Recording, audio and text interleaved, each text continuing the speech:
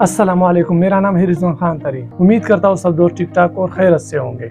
आज की इस वीडियो के अंदर मैं आप लोगों से शेयर करने वाला हूँ कि आप अपने मोबाइल फ़ोन को यूज़ करते हुए यू पैसा अकाउंट कैसे बना सकते हैं। सबसे पहले अगर आप चैनल पर नए हो तो चैनल को सब्सक्राइब करो और बेल आइकन पर क्लिक करो। तो चलिए मोबाइल को ओपन करते हैं और जाते हैं प्ले स्टोर की तरफ।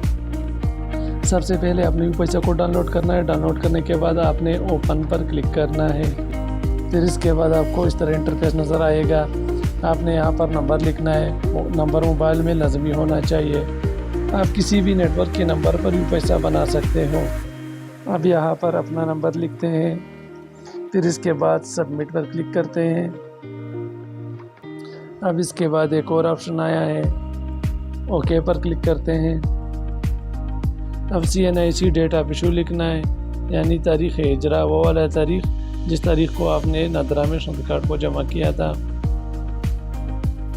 फिर इसके बाद आपने सबमिट पर क्लिक करना है। उसके बाद आपको एक OTP आएगी। SMS पर आपने अलाउ करना है OTP को।